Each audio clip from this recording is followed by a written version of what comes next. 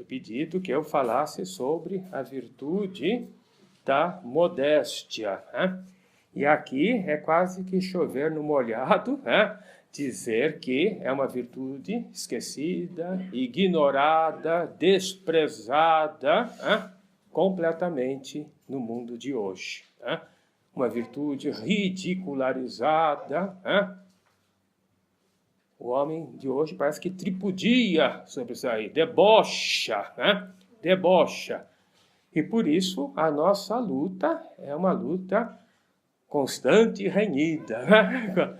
E não podemos esmorecer, precisamos cada vez mais estar convencidos, né, da importância desta virtude, né? Papa Pio XI, olha, o Papa Pio XI é de antes da Segunda Guerra, né? Ele morreu ali um pouquinho antes de estourar a Segunda Guerra. O Papa Pio XI já falava em uma legião da decência, né? E ele já elogiava os bispos dos Estados Unidos da época dele, que já estavam preocupados com o problema da indecência, o problema da falta de modéstia. Os bispos nos Estados Unidos, antes da Segunda Guerra Mundial, já iniciavam lá, promoviam lá nos Estados Unidos uma legião da decência, né? E o curioso é que os protestantes e os judeus dos Estados Unidos, daquela época, estavam vendo com interesse, com simpatia, a luta da igreja pela decência, né? E depois, né, o Papa Pio XII, que é o Papa já, né, durante a guerra, e foi Papa até 1958, vai falar de uma cruzada da modéstia, né?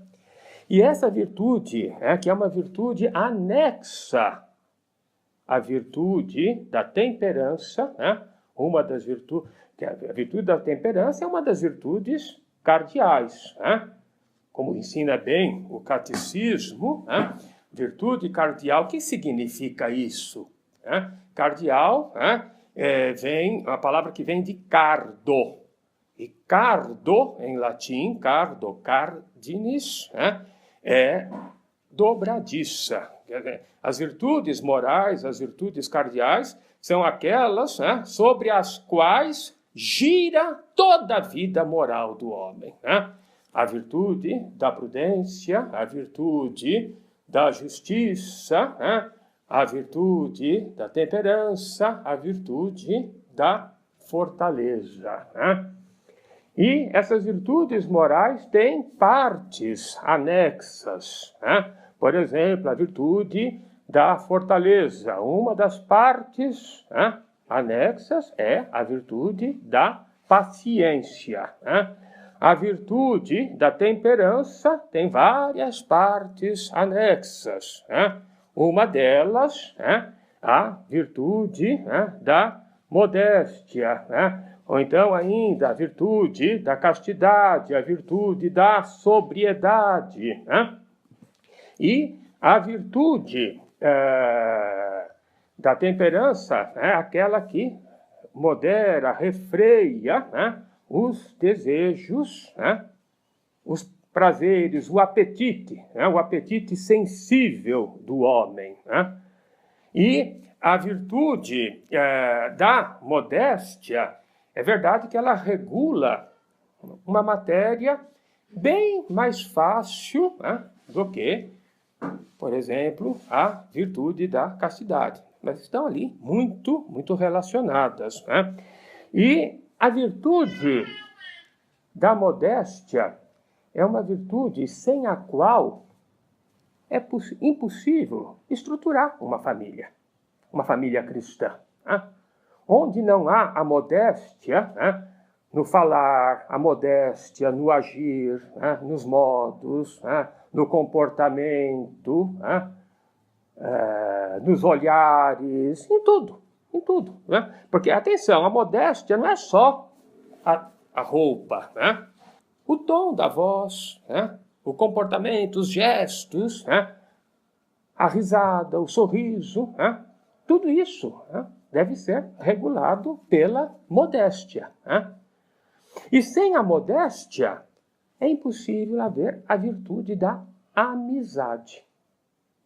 Entre duas pessoas, né, arrogantes, pessoas exibidas, né, pessoas que não têm modéstia no comportamento, nos gestos, é impossível haver uma amizade sincera, né? Porque elas vão se reunir só para dar gargalhadas e contar vanglórias e vaidade e tudo mais, né? Então, é uma virtude fundamental, né, para a vida do homem. É uma virtude, né, dizem alguns autores, né, que garante o decoro e a elegância do homem, da mulher cristãs. Né? Uma pessoa sem modéstia, né, perde completamente a dignidade, a honradez, o decoro. Decoro é uma palavra tão bonita, né, que os deputados gostam, né? Decoro parlamentar, né? Até os vereadores, né? Vossa Excelência, falta o decoro parlamentar. Né? Volta e meia aí, né? É uma palavra que aparece aí no Código de Ética do Congresso Nacional, das câmaras de vereadores, das assembleias dos deputados. Né? Então, realmente é importante por isso, né? Porque ela garante a educação cristã, né? O bom comportamento, o comportamento civilizado entre as pessoas, né? É claro que isso fica mais patente, né, no vestir, né, nas vestimentas, nos trajes, né? Ou porque a pessoa peca por defeito, né, andando praticamente nua, né? Ou então peca por excesso, né, querendo cobrir-se, né, de uma roupa tão faustosa, tão luxuosa, que também é uma coisa que é um pecado contra a modéstia. Né? Bom, e a virtude da temperança, né, é o quê? É um justo meio, né, entre dois extremos opostos. Né? Um extremo por defeito é a insensibilidade. Né? Um extremo oposto por excesso a intemperança. Né? O excesso no gozo dos prazeres, né? Nos desejos, na busca de prazeres. Né? E aqui nós vemos o equilíbrio cristão. Né? Porque no mundo antigo houve alguns filósofos, alguns moralistas, como, por exemplo, né, os estoicos, né, que diziam que o certo era o homem arrancar completamente as paixões, né, apagar, destruir até a sensibilidade do homem, né, como se tudo isso fosse uma doença da alma, né? E o homem ficasse, né? O certo era o homem ficar completamente apático diante de tudo. Né? Mas isso é falso. Né? A moral cristã nos ensina, né, que a sensibilidade do homem, as paixões do homem, que são movimentos da alma, tudo isso não deve ser destruído, arrancado, mas deve ser educado, né? Regulado pela reta razão e pela luz da fé. Né? Pela luz da razão e pela luz da fé. Né? A reta razão que nos ensina a revelação divina, né? A Sagrada Escritura, o que ensinam os grandes santos doutores, o magistério da igreja, né? Tudo isso lança uma luz, né, que ajuda o homem, né, a guardar um justo meio entre a insensibilidade e a intemperança. Né? E aqui há algo muito bonito dito por um bom comentador de Santo Tomás de Aquino, o padre dominicano Garrigou Lagrange, né, que morreu com fama de santidade, escreveu coisas muito boas comentando Santo Tomás de Aquino, padre Garrigou Lagrange, na síntese tomista, ele diz assim, olha só, pela virtude infusa da temperança, não é a temperança só adquirida pelo esforço humano, né? Mas como uma virtude infusa, né? Que é dada pela graça do batismo, né? Pela virtude infusa da temperança, a luz da graça desce até a sensibilidade do homem e reduz as suas paixões à servidão, segundo a regra da fé, como convém a um filho de Deus. Né? Nós somos filhos de Deus pela graça do batismo. Esta é a nossa dignidade. Né? Nós não somos animais brutos, nós não somos só animais racionais, mas temos uma dignidade até mais alta. Né? Somos filhos de Deus. Né? E devemos nos comportar como tais, né? Como filhos de Deus. Né? E aqui, né, para nós entendermos ainda a importância da virtude da temperança, é bom recordar o dogma do pecado original, que infelizmente hoje até os católicos não conhecem mais. E aqui eu me permito comentar com vocês um fato doloroso, né, mas que eu achei importante que os católicos saibam, talvez a maioria aqui já saiba, hein? Porque eu acho que a internet todo mundo fica sabendo. Né? Mas quem não souber, não se escandalize, pelo contrário, redobre as orações. Né? Agora, na festa de Santana, né, aí no estado do Rio Grande do Norte, Caiapó, o bispo diocesano fez um sermão sobre Santana e discorreu o sermão todo, que está na internet para quem quiser ver, sobre o homossexualismo. Dizendo que o homossexualismo, porque a Organização Mundial de Saúde declarou que não é doença, se não é doença, é dom de Deus. É dom de Deus. Ora, é verdade, a criação é dom de Deus. Deus, a vida é dom de Deus. Né? Mas nós sabemos que os nossos primeiros pais pecaram, perderam a graça, perderam o paraíso, estamos todos nós aqui, neste vale de lágrimas, que é este mundo, cheio de tribulações, doenças não só corporais, mas até doenças mentais, espirituais, e perdemos o dom da integridade, porque nossos pais, ensino o catecismo, tinham vários dons, dom da imortalidade, e, entre outros dons, o dom da integridade, aquele dom que garantia que as paixões, todas elas estivessem submetidas à razão, fossem reguladas pela razão. Hoje em dia, o homem tem que lutar para não ser um homem iracundo, um homem que seja dominado pelo rancor, que não seja dominado pela avareza, pela soberba, e que não seja dominado pelos apetites desordenados.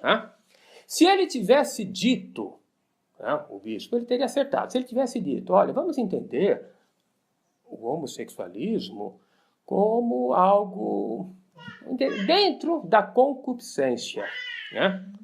A concupiscência, diz o Catecismo Romano do Concílio de Trento, não é pecado. Mas é um incitamento ao pecado. Então, o homossexualismo em si é um incitamento ao pecado. Mas se a pessoa, pela graça de Deus, pela reta razão, luta contra aquilo, não está pecando. Pelo contrário, até tem mérito para a vida eterna. Tem mérito. Às vezes uma pessoa tem lá, sei lá, uma tendência, sei lá, a querer roubar, a querer...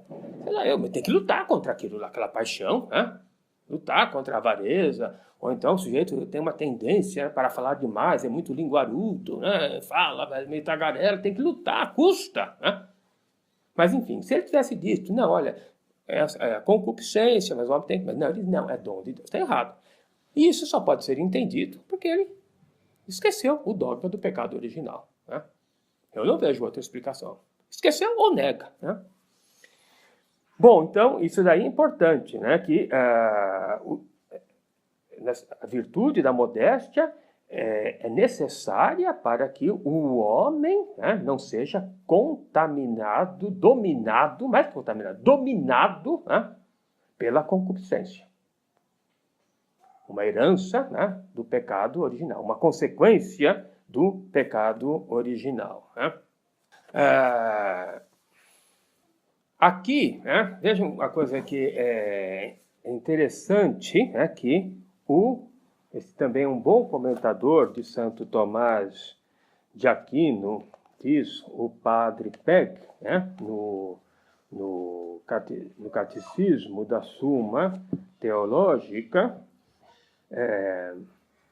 sobre a importância da modéstia, né, ele diz assim, né, entre outras vantagens, entre outros benefícios, né, desta virtude, ele diz assim: que entendeis por virtude da modéstia? Né?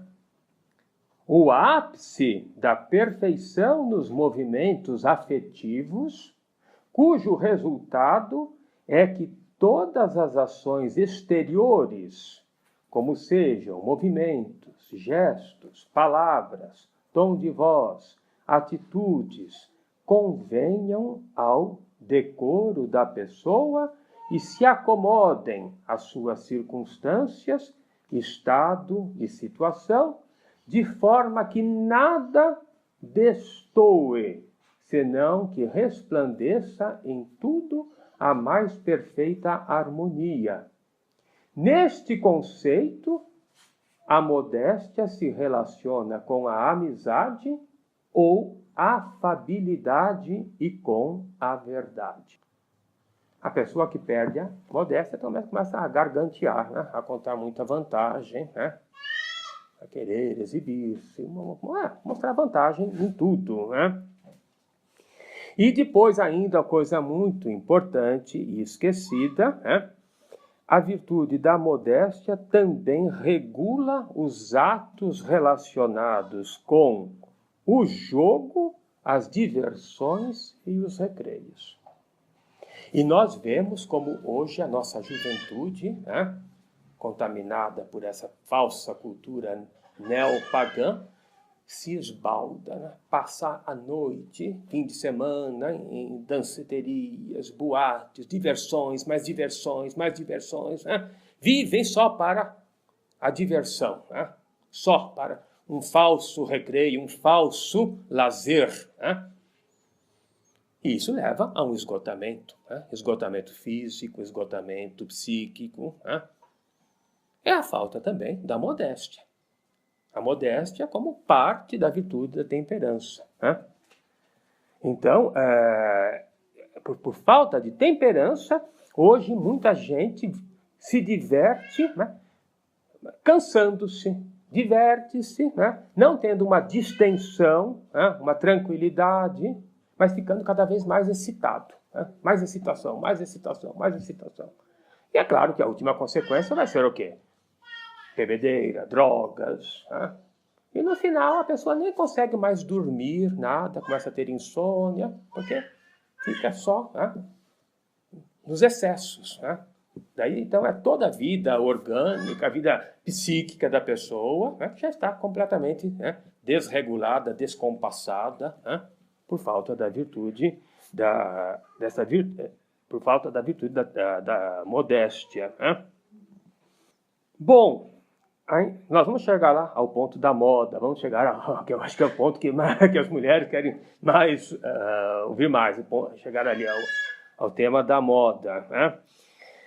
E aqui, né, eu queria só recordar uma coisa, né, que é importante também, é que a modéstia, né, pode ser ou por indecência, né, por falta de, enfim, não cobrir as partes do corpo que devem ser cobertas, né?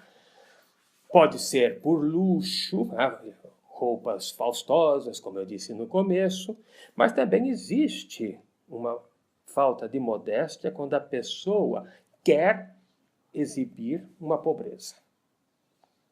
quer andar desalinhada. Às vezes, talvez não é indecente, né? Mas é um desalinho, é uma falta, né, de bom gosto, ostentar uma falsa pobreza, né, nas roupas. Isso está errado. Né?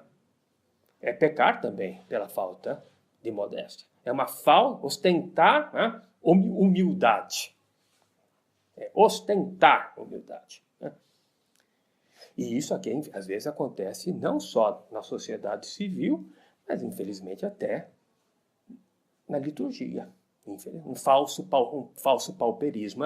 Não é por pobreza, é por humildade. Então, uma liturgia completamente desalinhada, paramentos de mau gosto, tudo feio, exibindo uma pobreza naquilo que deveria expressar a glória de Deus. Né? Deveria ser para a glória de Deus. Né?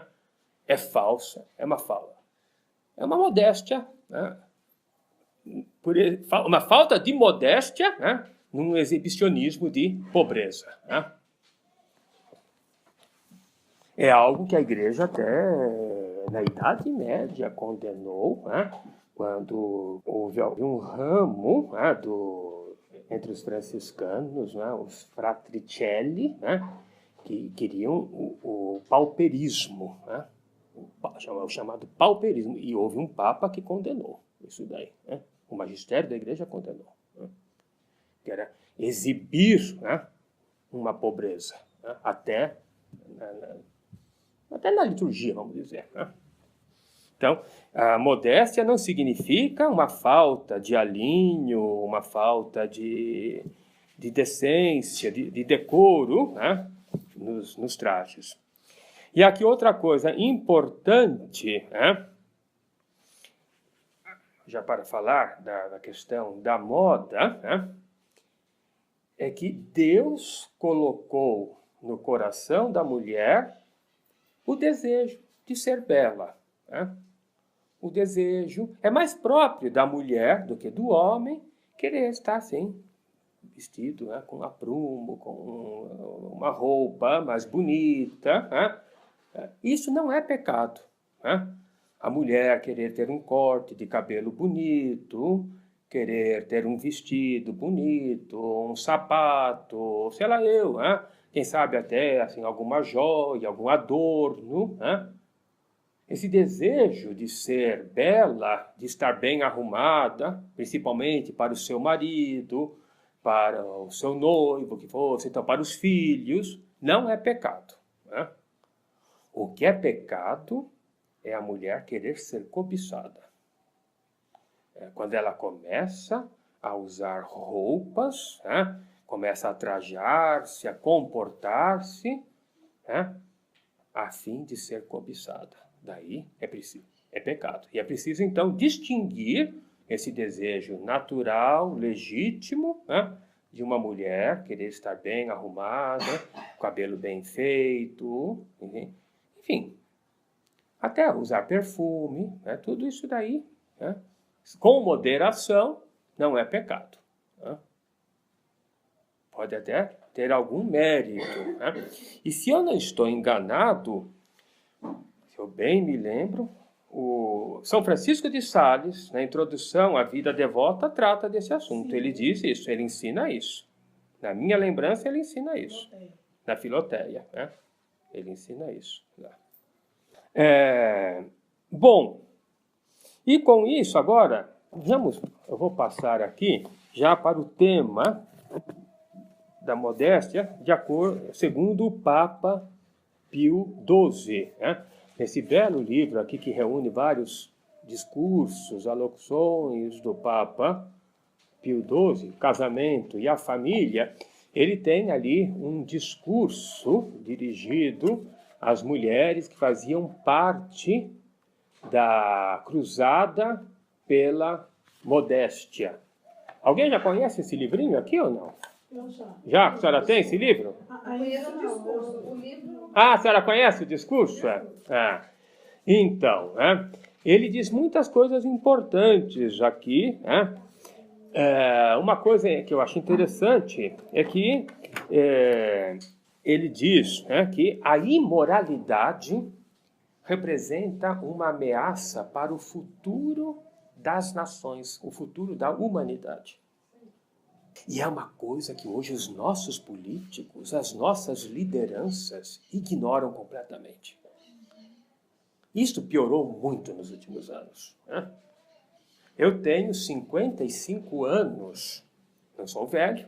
Eu me lembro o jornal Estado de São Paulo, que é um jornal secular, um jornal mundano, aí, publicando artigos contra a pornografia, contra o cinema imoral. Eu me lembro de um editorial do jornal cumprimentando o José Sarney, que era presidente na época, por ter censurado um filme, né, que era um filme impróprio, imoral. Né? Hoje, acho que não há jornal nenhum aqui. Nenhum. Né? Eu me lembro de artigos publicados no jornal Estado de São Paulo por aquele grande educador, o Rui Afonso da Costa Nunes, né? Explicando, né, as consequências da imoralidade, da luxúria, quando isso começa a dominar toda a vida de um povo, de uma nação. E hoje em dia não há nenhuma voz aí na sociedade civil, né, que se levante contra isso. Quer dizer, a situação piorou muito. Né? Mas o Papa Pio XII levanta a questão sobre se a imoralidade hoje é pior que em outros tempos. Né? É verdade que sempre houve, né, pessoas que quiseram viver honestamente, decentemente, e pessoas que fizeram a opção pela imoralidade. Em todos os tempos, em todas as civilizações, né, até na antiguidade entre os pagãos, né, na Grécia Antiga, na Roma Antiga, certamente havia pessoas sem conhecer a revelação divina, os ensinamentos bíblicos, o cristianismo, mas usando da luz da razão, de não, isso aqui está errado, isso aqui é exagero, isso aqui é desonesto, Né? E outras que faziam a opção pela imoralidade. Né? Eu me lembro que eu li uma vez, naquele historiador romano antigo, o Tito Livio, né, a história da Roma Antiga, ele tem lá um capítulo em que ele conta como é que foi abolida a escravidão por dívida em Roma. E ele conta uma coisa tremenda, que um senhor que tinha reduzido um jovem, um rapaz, não sei, a escravo por dívida, né, quis abusar dele, praticar homossexualismo, sodomia. E o rapaz, reduzido à escravidão por dívida, saiu gritando pelas ruas de Roma, porque não aceitava aquilo. Não aceitava. E que houve um clamor tão grande na sociedade romana naquela época, e em razão do fato ocorrido, em razão do clamor, foi abolida a escravidão por dívida em Roma. Quer dizer, mesmo na Roma pagã, né, antes do cristianismo, as pessoas que tinham a reta razão sabiam, não, a imoralidade tem limites. Né? Tem limites. Né? Bom, então o Papa Pio XII levanta essa questão. Né? Hoje é maior, não é maior? Daí ele diz, devido ao avanço dos meios de comunicação, né, a imoralidade aumentou. É claro, né? É evidente que antes, quando não havia máquina fotográfica, quando não havia, as filmadoras, não havia internet, não havia cinema, não havia televisão, era muito mais difícil, né, propagar a imoralidade do que no mundo de hoje. Então, eles realmente, as coisas ficaram piores, né? As coisas ficaram piores. Mas nem por isso devemos desanimar, ele diz. A vida do homem aqui na Terra é um combate. As pessoas de bem, as pessoas que têm fé, têm que combater, tem que tomar cada vez mais consciência da importância, da virtude, da pureza, da castidade e tudo mais, né? E lutar, né? Não há virtude sem combate, né? E ele diz, os meios, né? Os meios, é engraçado que ele aponta, né? É claro, a palavra, né? Temos que falar do assunto, não podemos ter vergonha de falar, né? Temos que falar. Outra coisa que ele diz também aqui, que me chamou a atenção, como um dos meios, também a cortesia, né? Tratar com educação as pessoas e tudo mais, né? Não adianta só espernear, levantar o tom aí, né? Tratar a questão com cortesia, ao menos está aqui a palavra cortesia, né? E a perseverança, né? E depois outra coisa ainda que ele diz que é importante, né? É que ninguém se julgue acima das tentações, né? E ninguém, né, acha, não, eu sou insensível, eu estou acima disso, esse problema da impureza, o problema da castidade, isso não me afeta. Ele diz, não existe isso daí, né? Ele diz, é preciso estar sempre vigilante nisso aí, porque ninguém está fora, né, das seduções, ele diz, né? Aqui na página 36 desse livro aqui, né? Não vos enganeis, considerando que vossas almas são insensíveis às tentações, invencíveis às seduções e perigos, né? É verdade que muitas vezes o hábito deixa o espírito menos impressionável, sobretudo no caso de um espírito cujas forças estão absorvidas e totalmente ocupadas no exercício de alguma atividade intelectual, né? Mas mesmo assim, ele diz, é preciso ter, né, cuidado. E daí outra coisa que ele diz, né? Essa luta pela pureza, pela modéstia, né, pela decência, deve ser uma luta em grupo, ele diz, né? As pessoas de bem devem se organizar nessa luta. Ele diz, o trabalho individual, né, ele diz, é de pouco resultado, né? Não surte tanto efeito, ou então ele diz, é quase nulo, né? Quer dizer, a ação individual é nula ou de pouca eficácia, né? Então, no nosso meio, né, na nossa família, entre os nossos parentes, até no meio de trabalho, sendo possível, né, tentar divulgar a ideia, né? Ensinar, instruir, porque hoje em dia há muita gente que não sabe. Realmente não sabe. Nós chegamos a um ponto que é possível que haja pessoas, ao menos jovens aí, né, que não têm ainda bem consciência da imoralidade daquela roupa que ela usa, né, do traje, daquele comportamento, tudo mais, né? Então, ele diz, é preciso esse trabalho em grupo, né?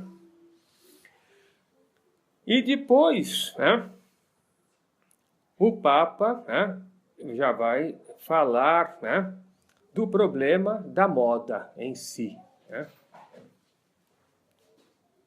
E ele diz, a moda em si não é algo mau, né? Nasce espontaneamente da natureza social do homem, de um impulso que o inclina a manter-se em harmonia com os seus semelhantes, né? E por isso hoje também, né, é que custa mais ainda, custa mais sacrifício guardar a modéstia. Porque quem guarda a modéstia hoje destoa, discrepa do restante da sociedade. Mas daí é preciso ter coragem, realmente, né, e enfrentar, né? Enfrentar. Porque é muito mais fácil acomodar-se, né? Uma vez eu me lembro, eu perguntei, para vocês verem como esse tema da moda é amplo, né? Eu perguntei a um padre velho, eu disse, eu sei que o senhor gosta da missa em latim. Eu sei que o senhor gosta, Eu sei que o senhor, né, fez de tudo para conservar a missa em latim. Por que o senhor não... Ele disse, eu não queria ficar como um mastrodonte, ficar como um animal pré-histórico. Né? Se todo mundo tinha tinha abandonado, daí eu também eu segui. Então isso é para mostrar, né, como, né, é próprio do homem querer seguir a correnteza, né? Não ficar diferente do resto, não ser diferente do resto. Né? Eu nunca me esqueci. E era um padre inteligente, um padre bom, mas ele disse, foi mais fácil seguir, né, o que era praticado em geral, o que era, para não ficar diferente dos outros. Seguia a moda. Né? Não vou ficar com aquela moda antiga quando o resto, né, tinha... Ele não usou outro argumento. Me chamou a atenção. Não, é por questão de obediência, não, é porque assim, porque não. Ele não apresentou nenhum outro argumento. Seguir a moda. Não queria ser me lembro, ele usou essa palavra, não queria ser um mastrodonte, um animal pré-histórico. Não queria ser diferente.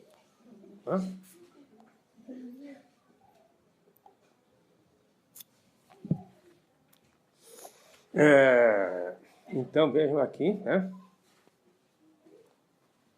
A moda em si não é algo mau, pois nasce espontaneamente da natureza social do homem, de acordo com o impulso que o inclina a manter-se em harmonia com os seus semelhantes e com os costumes daqueles entre os quais vive.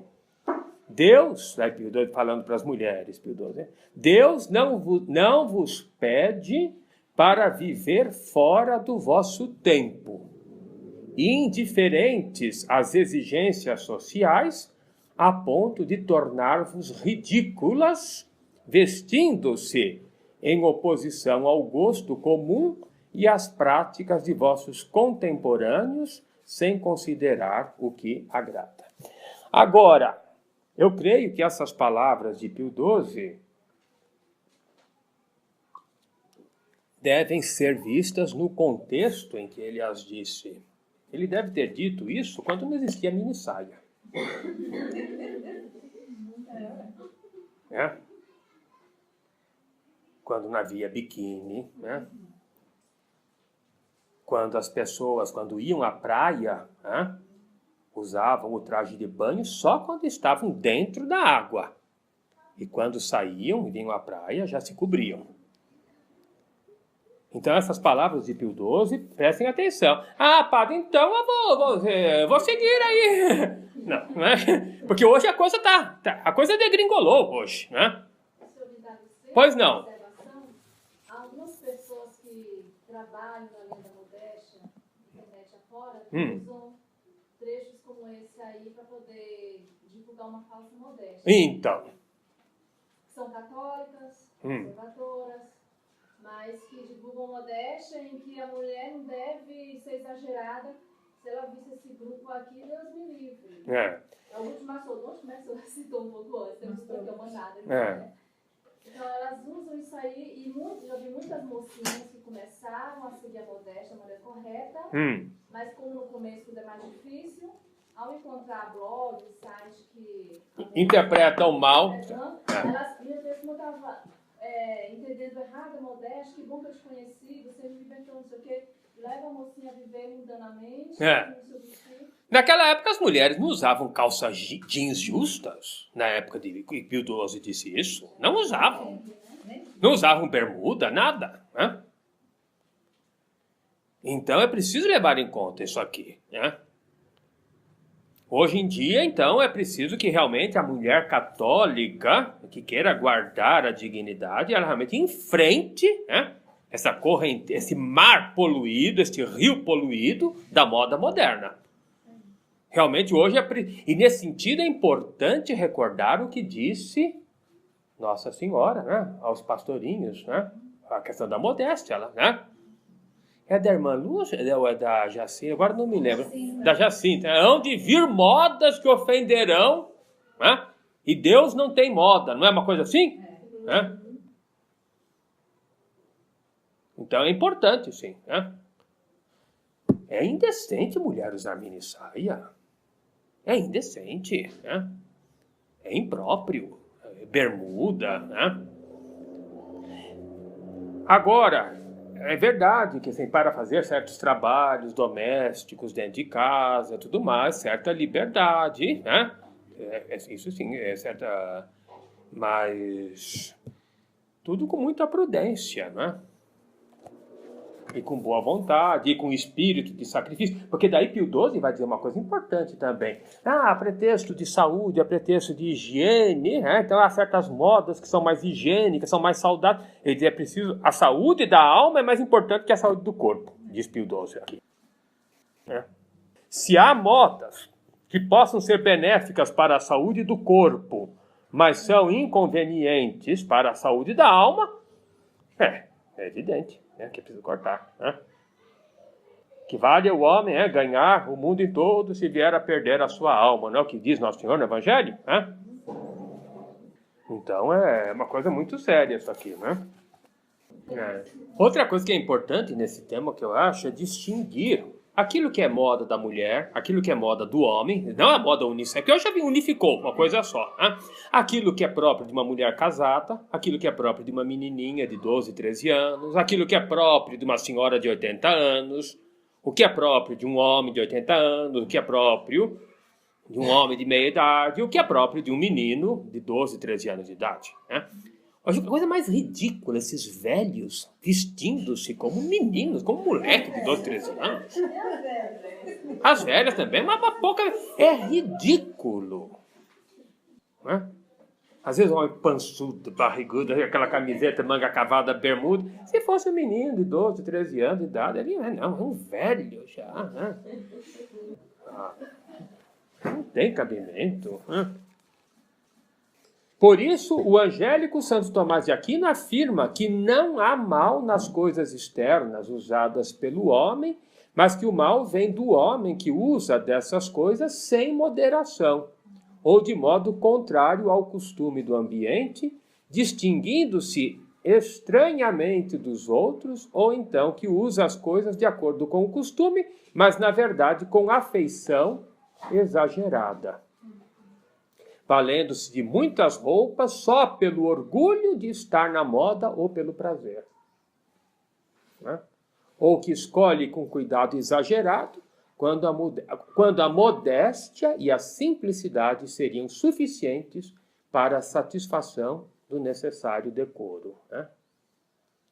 Ainda o santo doutor acrescenta que é um ato virtuoso a mulher vestir-se em conformidade com o estado e posição dela. Se é uma rainha, vista-se como uma rainha, realmente, né? Sei lá eu, se é a mulher de um grande... Não, se é uma mulher de uma condição mais modesta, decentemente, com alinho, decoro, mas de acordo com a posição, né? Que não seja um peso para o marido tem um emprego que ganha pouco lá, luta, e aí quer que a mulher seja dondoca, que vive lá usando a roupa de grife, que se diz, né? Então tá errado, né? Que seja então de acordo com a condição, né?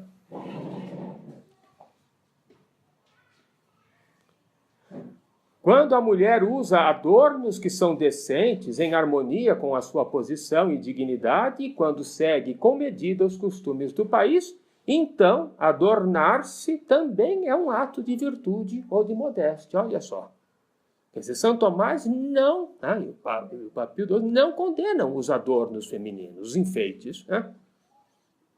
Pode haver aí algum colar, uma pulseira, sei lá eu, brinco, seja o que for, né? É uma coisa conveniente, uma coisa bonita, uma obra de arte, né?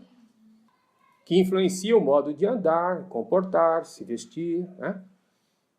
E até a decoração da casa, né? A decoração também, né? Deixar uma casa sem nenhum enfeite, sem nenhuma... Não é virtude. Seja uma coisa modesta, uma coisa... Né? Que torne um ambiente agradável. Você entra numa casa, olha aí, é uma casa, é uma dona de casa que tem zelo, tem bom gosto, né? Arrumou a casa ali, soube colocar um vaso bonito, um quadro, sei lá eu, né? Soube arrumar a mesa bonita, pôs os arranjos ali. É cultura, é educação, é civilização, né? Tudo isso também faz parte da modéstia, sem exageros, né? E sem defeito. Ah, não, a mesa está lá posta sem toalha, lá os talheres postos de qualquer jeito. Não, então, é mais simplicidade, é modéstia? Não, não é. Não é. Não é. Esse tema da modéstia aqui, ele entra por todos os campos, né? Não é só a roupa, não. Né? Não é só o corte de cabelo, até na decoração de uma casa. Né? Porque até na decoração de um ambiente, o ambiente pode ser decorado favorecendo a imoralidade. Sei lá, sofás, almofadas ali que sejam convidativos, incentivos para a lascívia, a luxúria, sei lá né? A decoração de um quarto também, né? Tudo isso daí, né? Quadros na parede, alguns. Eu me lembro que um padre, eu estava ainda no seminário, ele me contou que ele tinha ido visitar uma casa de uma família rica, uma família importante, na França, em Paris. Devia ser um palácio, né? E que ele ficou, assim, cabisbaixo, envergonhado, porque a galeria de quadros era só de mulheres, assim, tão vestidas de uma forma tão imprópria. Né? Eram quadros, decorando. Quadros. Né? Em moda, a virtude é a senhora do equilíbrio. O que Deus pede é que sempre vos lembreis de que a moda não é, nem pode ser a regra suprema de conduta. Esse que é o erro, que para muita gente a moda é a última palavra, é a regra, que dita tudo. Não é o critério fundamental. Há princípios morais, há valores que estão acima da moda, aos quais a moda deve sujeitar-se. Não, a moda não pode ser a regra suprema. Acima da moda e de suas exigências existem leis mais altas e imperiosas, princípios superiores e imutáveis que em nenhum caso podem ser sacrificados pelos desejos do prazer ou do capricho. Será que vocês estão cansados? Já falei demais aqui, hein? Não sei, hein? Alguém quer perguntar alguma coisa? Quer? Senhora. A maquiagem. Não é pecado. Com moderação, não é pecado. Muita moderação, né? É desagradável vir receber a comunhão, assistir à missa de batom, né? Mas pode haver algum creme, alguma coisa ali, que seja para melhorar, ou até para disfarçar algum defeito físico, né? Sei lá algum defeito da pele, alguma doença da pele, que talvez exista algum produto. Não é pecado. Daí entra a questão também da operação plástica. Olha aí como a questão da modéstia é abrangente. Né? Na época de Pio XII é que a medicina começou a favorecer a plástica, a operação plástica das mulheres. Né? Começou a ser moda. E hoje em dia, o que há de mulher aí querendo arrancar pelanca e tudo mais, por causa de operação plástica. Eu conheci uma mulher que fez não sei quantas plásticas na vida dela. Ela tinha um sobrinho que era cirurgião plástico, então ela aproveitava. Até que ponto a cirurgia plástica não é pecado? Então, aí, Pio XII tem um documento sobre isso daí. Ele tem um discurso sobre isso daí. Eu acho que é dirigido aos médicos, viu? Esse documento eu li quando eu estava ainda no seminário, lá na São Pio X ainda, tá? Muito tempo atrás, né? Eu me lembro que esse documento foi estudado lá e o Papa Pio XII diz o seguinte: pode haver defeitos físicos que sejam constrangedores, né? Sejam humilhantes, né? E é justo, principalmente uma mulher querer operar. Não só por uma questão de saúde, mas para a tranquilidade dela, para o equilíbrio psíquico. Né? Aquilo é humilhante para a mulher. É uma cruz que não seria pecado, né? Querer remover. Né? é muito comum, né? Eu não sei se é por motivo de saúde, eu não sei. Há mulheres que às vezes ficam com um seio muito grande, muito grande. E a operação plástica pode ser uma solução. E não é pecado. Absolutamente não é pecado. Ou então um nariz muito, será eu, protuberante ali, né? Um nariz que seja... Hã? Um nariz que seja meio feio ali e tudo mais, cause um constrangimento, não é pecado. Eu me lembro, menino, na minha rua havia uma menina, coitadinha. E moleque, se os pais não corrigem, logo botam alcunha lá, né? Era o tucano da rua. Era um tucano. Era um nariz enorme, coitado, era humilhante para ela. Ela fez uma operação e ficou ótima. Ficou ótima. Cirurgia plástica. Não, absolutamente não é pecado. Né? O Botox, eu penso que o Botox, alguém disse aí atrás, eu penso que já é um exagero. Porque ele é para preenchimento e é para retardar o envelhecimento, né? Que é uma coisa natural, nossa, não é? Então, eu penso que não seria bom, né? Não é favorável. Não, é preciso aceitar as marcas do envelhecimento, né? É preciso. Quando eu comecei a ficar... Hoje eu estou bem. Mas por que você não pinta o cabelo? Pelo amor de Deus. Né? Não há um salmo que o salmista pede a Deus, né, que o ajude a contar os dias, né? Que a pessoa vá tendo consciência, né, da marcha da vida, que o tempo vai passando. Né? Então... É uma aceitação. A mulher pintar o cabelo não me parece errado.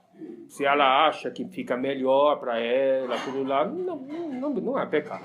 Não é pecado. Né? Mas homem não me parece conveniente, não.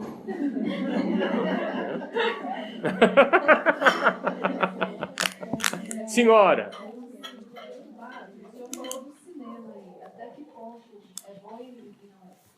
O cinema? É engraçado que Pio XII tem vários discursos sobre o cinema, né? São discursos sobre o cinema ideal. Há uns 2 anos atrás, nós tivemos uma reunião aqui em que eu apresentei os discursos de Pio XII. Né? Minha memória vai ficando ruim, né? Mas ele diz que o cinema se proporciona uma distração, um relaxamento, deixa a pessoa descontraída. Se é uma coisa moderada, ele é uma coisa boa. Mas se é um filme, ainda que ele não seja um filme imoral, é evidente que um filme imoral não se deve assistir, um filme pornográfico não se deve assistir. Um filme que seja uma apologia do adultério, uma defesa do homossexualismo, é evidente que um filme desse tipo não se deve assistir. Mas eu me lembro que ele diz assim, se é um filme que mexe de tal maneira com a imaginação do homem, que leva o homem a viver fora da realidade,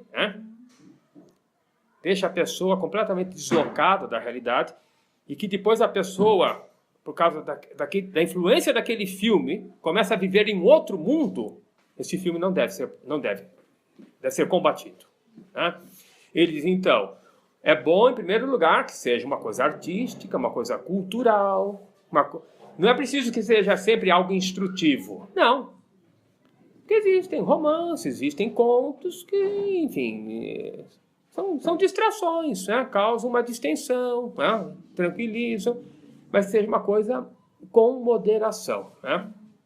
Porque, assim como existem romances que influenciam de tal maneira a pessoa, então peças de teatro, que depois a pessoa sai dali, depois de ter assistido aquela peça de teatro, depois de ter lido aquele livro, com outras ideias e fica completamente fora da realidade, né? Esquece ali o ambiente em que ela vive, a família que ela tem, os amigos, né? Então, um filme assim é perigoso, não deve ser, né, incentivado. Sim.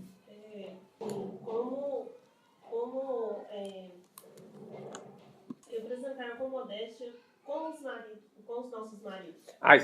Vamos tratar disso daí já também, né? Vamos tratar disso daí, né? Espera somente aqui para, acho que de Pio XII, vamos ver se há alguma coisa mais de Pio XII aqui que vale a pena. Bom, aqui já serve como gancho ao que a senhora diz assim. Veja só o que diz o Papa Pio XII. Se, como dizem algumas mulheres, uma moda ousada não deixa nelas nenhuma impressão negativa, o que sabem elas da impressão que deixarão nos outros? Né? Quem lhes assegura que as pessoas não tirarão disso um incentivo para o mal? Né? Bom, no caso, marido, mulher, ali existe toda a intimidade. Né? A intimidade ali é justa, é santa, né? Mas deve ser entre os dois só. Né? E no que diz respeito ao ato conjugal, deve ser uma coisa aberta à transmissão da vida, aquilo que ensina a moral, que acho que não é preciso recordar aqui. Né? Mas é importante que essa intimidade entre marido e mulher não transpareça aos olhos dos filhos. Né? Não é bom que marido e mulher tenham carícias e beijos próprios de marido e mulher diante dos olhos dos filhos. Não é bom. Não é bom. Não é bom que a mulher fique nua na frente da sua filha. Não é bom. Salvo, sei lá, a mulher diz, minha filha, por favor, apareceu uma pinta aqui, apareceu, sei lá, um nódulo, alguma coisa, por favor, olhe para mim isso aqui, né? Num caso desse, é justo, até antes de ir procurar o médico, sei lá, é justo, né? Mas deve haver a modéstia, sim. Não é bom que o homem fique nu na frente do filho, do menino. É um mau costume o homem dar banho. Vou dar banho no meu filho. Menino ali, 12, 13 anos, ou tá mais novo até, menino de 8 anos, 7 anos, né? 5, 6, 7 anos, vou dar banho. E os dois ficam pelados juntos. Não é bom. Está provado por psiquiatras católicos bons e idôneos que uma das causas de homossexualismo masculino, também serve para as mulheres, né? É que o menino fica impressionado vendo as partes íntimas de um adulto. Aquela criança de 7, 8, 9 anos, sei lá, daquela idade ali, né? Se ela vê, né, um homem nu, chama a atenção, impressiona, grava demais, né?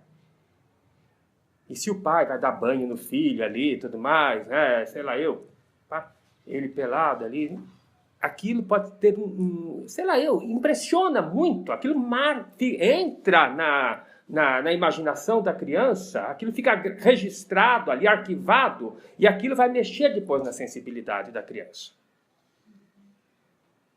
Há um psiquiatra chileno, um católico bom, que estudou vários casos, ele até ajudou rapazes homossexuais a deixar o homossexualismo, e ele chegou à conclusão que a coisa foi desencadeada a partir daí.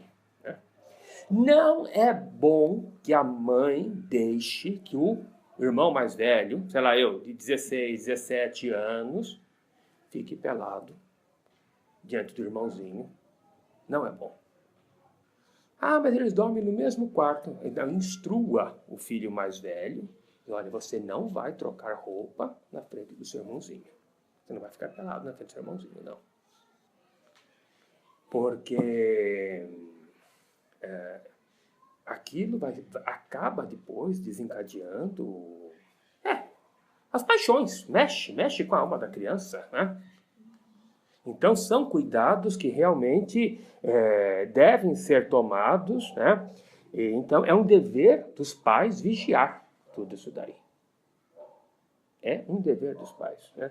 Então, não devem deixar os filhinhos mal vestidos, seminus ali, né? E na questão também da piscina, né? Ah, meu filho faz natação. Muito bem, é uma coisa ótima, a natação ali. Mas todo cuidado, né? Usem o traje para natação, nadam, fazem o exercício ali, né? Fazem o exercício. Saiu da piscina, não é para ficar, né, pelado ali, o seminu. E tomar muito cuidado, né, com o vestiário também, né? É muito bom, se o pai, se puder, esteja lá, né? O filho saiu, já tomou banho, sei lá, já veste a roupa e já sai dali, né? Não deve. Na Espanha, até os anos 70, quando estava lá o generalíssimo Franco como chefe de Estado, as praias tinham esse cuidado ali no mar Mediterrâneo. As pessoas não podiam tomar banho de praia, né? Mas quando saíam, não ficavam nuas ali, né? Não ficavam. Então, é uma coisa que eu acho que deve ser levada em consideração, né? Porque é perigoso tudo isso daí, né? Se é que não chega a acontecer algo pior, né? Porque se sabe que na Alemanha o maior número de casos de abuso de crianças, de pedofilia, não é como os inimigos da igreja gostam de dizer, é dentro da igreja, são os padres.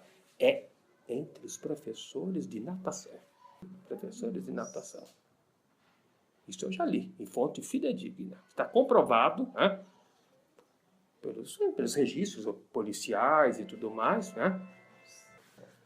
Agora, nós já faz mais de uma hora que eu estou falando aqui, eu vou dar por encerrado, daí se quiserem perguntar, né?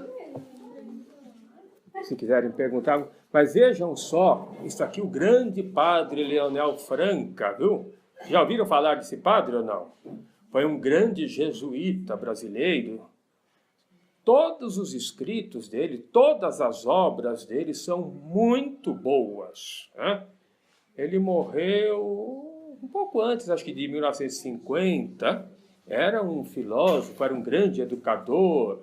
Tem uma obra vastíssima. A obra mais famosa dele é a Igreja, a Reforma e a Civilização, que ele escreveu quando ele era ainda estudante. Ele nem era padre, ainda era estudante na Universidade Gregoriana, em Roma, falando do problema da reforma. Tem livro O Problema de Deus, ele tem um livro A Psicologia da Fé, que é muito bom, A Crise do Mundo Moderno, Noções de História, da Filosofia, enfim, era um crânio o homem. Ele tem esse livro, Locuções e Artigos, então ele vai aqui sobre o problema da família, né? Então ele diz lá que a crise econômica é passageira, a crise política é passageira, né? Várias crises que possa haver, né? E as nações superam, né? Superam. Crise parlamentar, tudo isso daí é realmente passageiro. Ele diz, a crise da família, não. Quando um mal, ele diz, quando um mal se instala na família, na instituição familiar,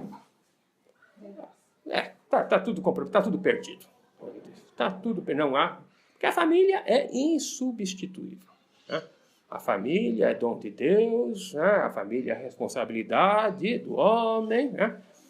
E quando o homem perde a responsabilidade, o respeito pela família, não há mais nada, né? A humanidade se reduz a um rebanho, a uma massa de manobra, né? Ainda que o indivíduo se ache soberano, eu mando, eu decido, na verdade está tudo perdido, né? Mas aí ele vai dizer assim que o que é importante para a família, né, no que diz respeito à modéstia, vejam só. Nas famílias, importa restabelecer o gosto da vida simples. Ou, se quiserdes, a verdadeira jerarquia dos valores humanos, o desejo da grandeza moral antes e acima da preocupação de grandezas, de brilho e de ascensão social. Quando o desejo de parecer, o apetite do luxo, o fasto da encenação, frutos espontâneos do individualismo, que só se preocupa de si, se instalam nos lares, o empobrecimento da vida conjugal, a limitação dos filhos, apresenta-se então como um cálculo egoísta. Economizar ou limitar os berços é então assegurar a possibilidade de uma casa mais vistosa, de uma mobília mais rica, a ostentação de todas as modas no capricho e na tirania de suas contínuas flutuações. Porque moda passa, né? Decoração, a moda é decorar a sala assim, a moda tá, tudo é moda, é moda, né? Assim se vão criando todas estas necessidades fictícias, todas estas exigências de um luxo incompatíveis com os deveres conjugais. Sem o amor da vida simples e modesta, sem o domínio de tantos desejos inspirados pela vaidade ou pela comodidade, numa palavra, sem a prática inevitável do ascetismo, não há possibilidade de uma vida moral. Sem a modéstia não há possibilidade de uma vida moral.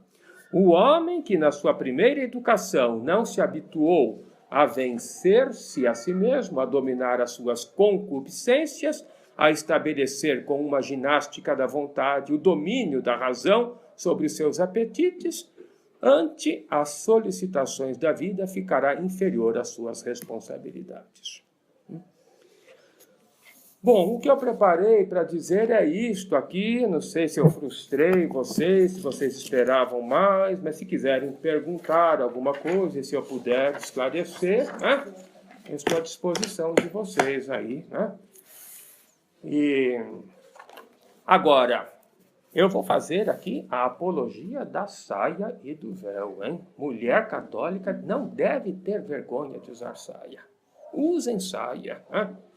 É muito mais elegante, muito mais decoroso, mais bonito. Eu admito que possa haver certos ambientes onde o uso exclusivo da saia hoje possa causar grande constrangimento, né?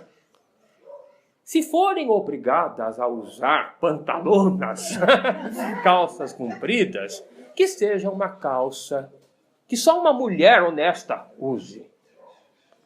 Não vão usar uma calça que seja própria para homem também, né? Algo que fique assim bem, mas deem primazia ao uso de saia, de vestido, né? Que é muito mais nobre, muito mais digno, né, de uma mulher. É lamentável isso que nós vemos hoje, né? As mulheres que... Existem mulheres que se recusam a usar saia. Sim. Existem mulheres que não têm uma saia sequer na... E nem tanto na hora de casar, né? Coloca o vestido de noiva, coloca quase uma fantasia. Pode haver, eu repito, pode haver sim, motivos justos, ocasiões, até que seja mais decoroso, né, usar uma calça. Pode haver, né? Mas também pode, num caso desse, até a mulher deve pensar, se eu não posso ir de saia, talvez é porque eu não posso ir. Né? Mas vamos admitir, o mundo de hoje é muito complexo, é muito difícil. Né? Hoje em dia, por exemplo, com esse desemprego tão grande, e infelizmente hoje, muitas vezes, a mulher precisa trabalhar fora de casa. Né? Pode haver, né? Casos em que a mulher tenha que trabalhar fora de casa e que ali o patrão exija que ela venha de calça comprida. Então, pode usar. Né? Tem que ganhar o pão, precisa trabalhar ali, né? Mas use uma calça que seja própria de uma mulher. Né? Mas privilegiem o uso de vestido e de saias. Sim. Eu quero fazer também uma observação e uma pergunta. Diga. Nesses lugares onde é possível usar a calça, né? É só necessário usar a calça nesse momento, em uma atividade física, alguma coisa do caso. Sim. Pode usar uma blusa mais larga por cima e tampar essa Sim. Também é uma opção. E também a outra é sobre o uso do véu. São os pequenos sacrifícios que nós fazemos por nosso Senhor pelas almas. Né? Se você... Aí a oração diz, né? Que todos olhem para a voz, para o Espírito Santo, né? E que também eles vejam Nossa Senhora, nossa pessoa ali. Indigno que nós somos, né? Imaginem, né? Se comparar. Mas ali o véu já lembra alguma coisa de sagrado. Sim. O sentido real do véu é do quê? Assim, o porquê da mulher... Agora, na Sagrada Escritura, aquela passagem de uma das epístolas de São Paulo, né? É Coríntios, né? Aquilo lá até tem uma passagem assim, meio difícil de entender ali, né? Ele diz que é indecoroso para a mulher falar na igreja, né? E que, por respeito aos anjos, né? Usem o véu, né? Usem o véu ali. Mas ali também é o seguinte, né? Alguns autores explicam que devido à beleza da mulher, do rosto feminino, tudo mais ali, né? Para não despertar, né? Distração, despertar o interesse ali impróprio naquele momento sagrado ali da missa. Então, assim, para resguardo, né? Da mulher, para o pudor, né? O uso do véu. Né? Também há o simbolismo, né, o sinal de submissão, autoridade. Né? Tem todo esse significado. Né? Todo esse significado. De velar o segredo, o mistério. Né? A mulher fica Tudo que é sagrado cobre com véu. Aqui também uma coisa esquecendo, né, que é importante acrescentar, né, é algo muito relacionado com a modéstia, a questão, né, do pudor. Né? E Santo Tomás de Aquino, na Suma Teológica, quando ele fala da virtude da temperança, né, ele diz que uma das armas mais poderosas para guardar a temperança é o pudor. A vergonha das coisas torpes. E quando o homem perde o pudor, né, daí está tudo perdido. Né? Sim. Porque assim, antes da gente entrar na tradição, eu descobri o véu. Logo que nós entramos, foi antes do modo próprio, na época da Eclésia Dei. Então é uma coisa raríssima, não tinha esse movimento na internet, pelo uso do véu, pelo uso da saia, uma coisa que faz. Mas a gente imediatamente viu que era o correto a fazer, né? E nós começamos a frequentar só a missa tridentina. No entanto, os meus filhos estudavam no Colégio Marista. É bem liberal isso, né? Mas na aula de religião, levavam as crianças para a capela. Para dançar, para... Dançar? Né? Coreografia é horror. Mas como que a gente faz? Né? As crianças já estavam acostumadas a usar o véu. O véu a gente põe antes de entrar na capela. Uma coisa que nem todo mundo sabe. Né? Que é o homem, ele tira o chapéu para entrar na capela, na presença do seu pai também. Né? A mulher, antes de entrar na capela, ela põe o véu. Então como que a gente estava com um problema? Como é que as minhas filhas vão usar o véu? Né? Na escola ainda, que é um ambiente até pior do que a gente numa paróquia. A gente pelo menos é adulto que não se defender. criança não lembra. Né? Tá ali com a filha, né? Como é que seria? Um bandana. Sabe bandana? Lencinho? Nossa, que moderno. Né? As crianças de bandana, elas estavam com a cabeça coberta, porque daí, caso, não é tão relevante se você está com véu de renda ou não é de renda. Inclusive, não precisa ser véu, pode ser um chapéu. Né? Uma boina. Uma boina. Não precisa Também a ser- mulher, a igreja autorizava isso antigamente. Não precisa ser véu de renda. Né? Então, se você está numa situação de absolutamente, você vai causar um constrangimento grande. O padre tem um problema, primeiro, mas você tem uma questão, talvez, de consciência, de querer cobrir a cabeça. Não precisa cobrir com um véu, você pode usar uma bandana. Elas cresceram e deram muito engraçado. Por acaso, no dia de aula de ensino religioso, elas iam de bandana, que coincidência. Quer dizer, também Estilo dela. querem proibir o padre de usar batina, mas não tem direito. Os padres, eu conheço padres que gostariam de usar batina, não usam por obediência ao bispo. Mas é uma coisa assegurada pelo Código de Direito Canônico. Aliás, como um dever, o sacerdote deve usar o hábito eclesiástico, né, próprio, e o hábito eclesiástico próprio, em primeiro lugar, é a batina. O padre deve celebrar a Santa Missa usando todos os paramentos litúrgicos. Contam-se nos dedos da mão, aí, né, os padres que usam os paramentos litúrgicos. Está obrigado a usar a casula. Né? O cálice deve estar coberto com um véu.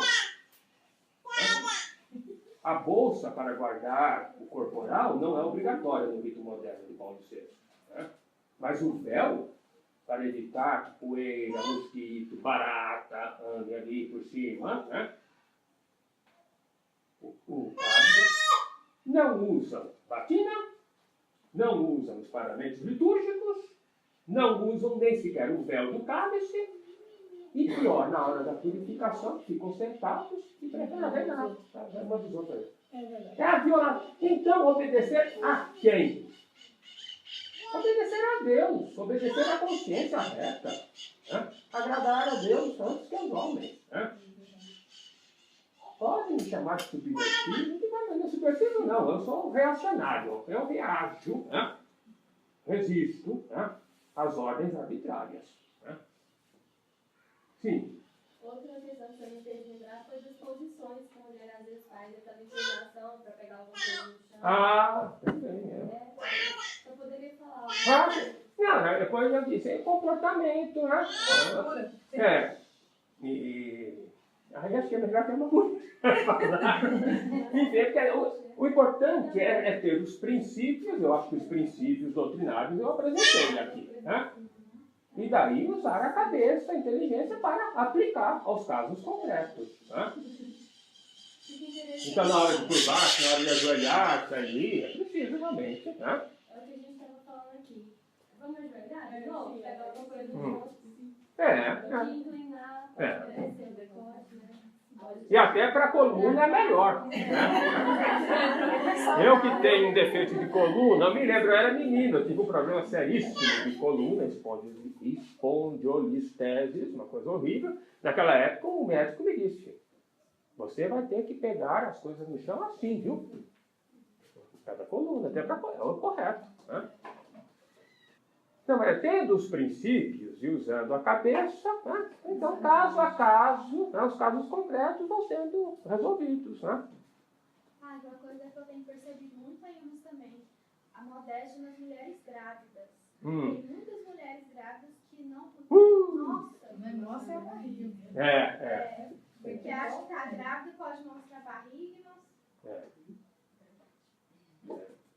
Bem lembrado. Padre, e sobre as crianças, assim, na educação e tendo que deixar a criança, por exemplo, ver na TV, sair para ver um filme, alguma coisa desse tipo, entendeu? Então, a modéstia, como nós vimos aqui, ela regula também as diversões, as distrações, né, os divertimentos. Né? O melhor para a criança é promover aquelas brincadeiras antigas, né? de roda, sei lá eu, outras diversões, no jardim, no quintal, né? E televisão muito pouco, né? Filmes selecionados ali, né? É porque hoje está muito difícil até para colocar, para assistir. Eu tenho filhos, 3 meninos, né? Então, assim, hoje todos os desenhos são com meninas, né? São as heroínas, você não vê mais os heróis meninos. Os meninos são os bobos e as meninas são as heroínas, né? Então, olha, incentive brincadeira do quintal, né?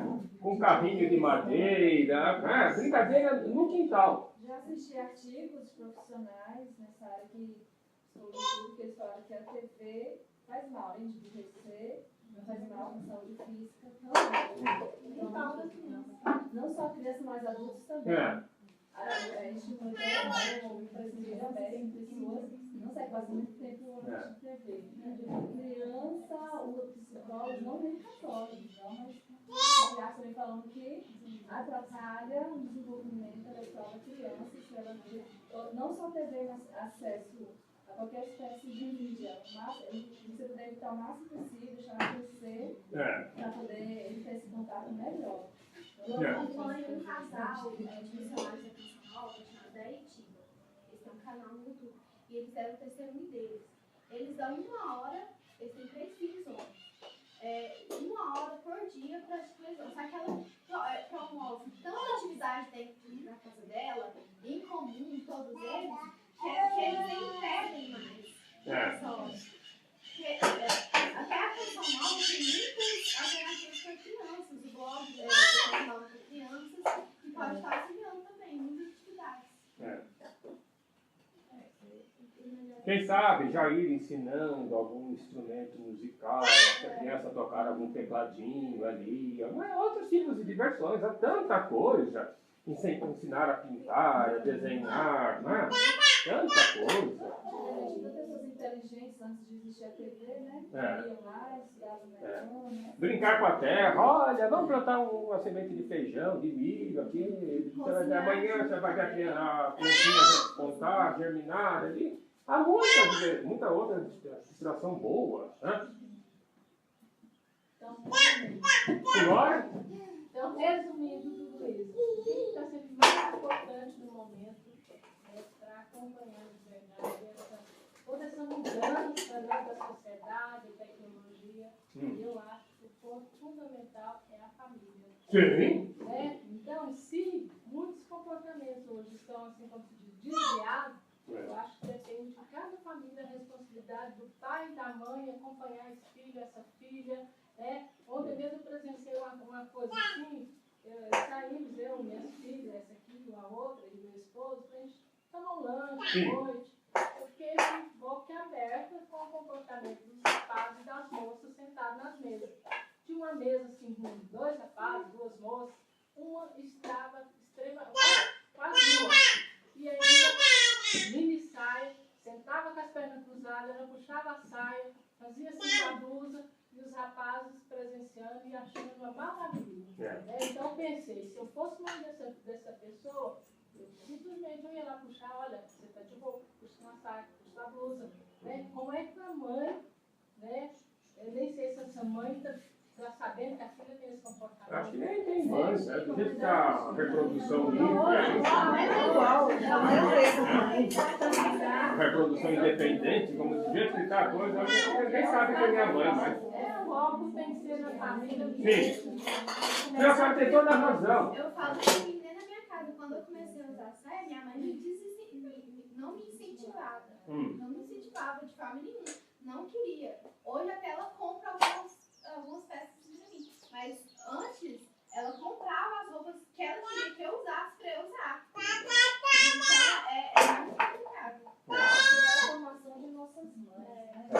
O trabalho já foi feito bem antes. Ela falou a questão da família, que é muito importante, de fato. Eles sabem disso, querem destruir a família. Mas para destruir a família, começar por um meio muito importante que é a mulher. Sim. Tá, que é a mulher. Se a mulher desequilibra, desequilibra toda a sociedade. Os homens aí perderam a moral também, porque já fizeram esse trabalho de desconstrução já na mulher. Sim, a mulher foi a primeira atacada. No começo do século passado, Papa São Pio X, Papa de 1903 a 1914, ele tem um discurso que ele diz: dai-me mães cristãs e eu transformarei o mundo. Né? E já na antiguidade, Aristóteles dizia: a sociedade política é o que são as famílias. Tal como são as famílias, tal será a sociedade política. Então, quando falamos da corrupção, crise política, tudo isso é consequência da família. Como são esses nossos políticos? Procure saber como são as famílias desses nossos políticos aí. O Michel Temer está acontecendo a mulher, né, que parece. Né? E por aí vai. Por aí vai. Né? Eu estive no Rio de Janeiro no início de julho e nós pegamos um trecho onde nós iríamos pegar um Uber e não teve como, entramos num terminal de ônibus. E eles tinham soltado uma boate de uma matinê. Era uma boate para jovens, crianças, né? E saíram ali tinha pelo menos umas 80 meninas, dos 12, 13, 14 anos. Mas eu não tinha uma menina que não tivesse um short curtíssimo e só com top. Eu estava assim, seminuas. Seminuas. Assim, eu fiquei escandalizada com aquilo, porque muitas, né? E os meninos também, todos os meninos, e parece que já estava até normal, eles nem estavam, sabe? Parecia uma coisa assim que ficou mais... Né? E eu fiquei assim tão escandalizada, e enquanto isso a Paula para comprar as passagens. Então eu fiquei olhando muito tempo aquilo. Na hora que eu voltei a olhar para minha filha, eu vi uma diferença assim tão grande, né? E assim, o valor da modéstia, né? Da pessoa se vestir, mesmo sendo jovem, mesmo sendo novinha, né? Saber vestir uma roupa que cubra o seu corpo, né? E inspira algo assim, né? Do céu mesmo. Não, a batalha que nós vivemos é contra a família e contra a modéstia. Né? A guerra final aí do inimigo é contra a família. E o grande erro, como mostra aqui o Leonel Franca, nesse trabalho dele aqui, é o individualismo. Porque até a Revolução Francesa, todas as sociedades se organizavam sobre a família e a religião. A partir de então, a sociedade passou a ser organizada não sobre a família, mas sobre o indivíduo. E daí vem o individualismo. Né? Cada indivíduo se considera soberano. Eu sou eleitor, eu sou contribuinte, eu pago impostos, né? Eu voto, eu tenho carteira de habilitação, eu tenho carro, né? Eu ganho meu dinheiro, eu trabalho. Se eu tenho pai, se eu tenho mãe, se eu tenho irmão, não importa, eu sou a minha lei, eu sou independente. Né? É claro que então a família acaba. Né? Resta perguntar, esse indivíduo que se diz tão independente, tão soberano, tão autônomo, né, que dizia emancipado, esse indivíduo será feliz? Não será. Logo, logo já vai estar lá dependente de calmantes, psicotrópicos, e vai procurar um psiquiatra, e depois fica viciado em drogas, e daí fica um farrapo humano. Né? Esse é o mundo moderno. Né? O nome da... mas a sociedade antes não dava liberdade ao indivíduo. O indivíduo ficava prisioneiro da família. A mulher era prisioneira dentro de casa, da família. Os filhos também, até os homens ficavam lá dominados pela autoridade do pai. Né? Mas era um ambiente natural. Né? Onde havia o lazer, onde havia a amizade, onde havia o apoio. Né? Se ficava doente, encontrava apoio dentro da família. Se ficava velho, encontrava apoio na velhice dentro da família. Né? Hoje em dia não, que essa é a creche, então as casas dos idosos ali, né, para recolher os idosos, porque não existe mais família. Se ele ficar velho, ó, vamos mandar lá para a casa dos idosos, né? Ah, mas aí fica muito caro, ah, não, mas o governo paga. Ah, não, mas o governo agora está quebrado, né? O dinheiro acabou, então mais. Vamos matar os velhos aí, né? Porque o governo não tem dinheiro para manter essas casas dos velhos, né? E não é brincadeira isso que eu estou dizendo, hein? Acho que há uns 3 ou 4 anos atrás, houve um verão espantoso na França, né? Calor tremendo em Paris, o que não é normal, né? Os jovens, então, não, vamos para a praia, nas montanhas, né?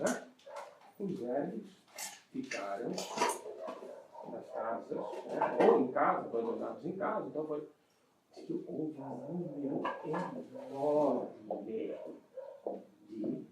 de eutanásia, não é assassínio, mataram os velhos, né? Porque era uma despesa tão grande para manter aqueles velhos naquelas casas, né? Naqueles como se chama? Nos abrigos, né? Nos abrigos idosos, houve um número enorme de velhos que foram mortos. Por quê? Porque uma família mais capuzada. Individualismo, né? Eu trabalhei o ano todo, tenho meu dinheiro, né? Esse calor horroroso, vou ficar aqui cuidando do velho? Aqui não. Ou não, vamos divertir lá em outro lugar, né? E os velhos morreram.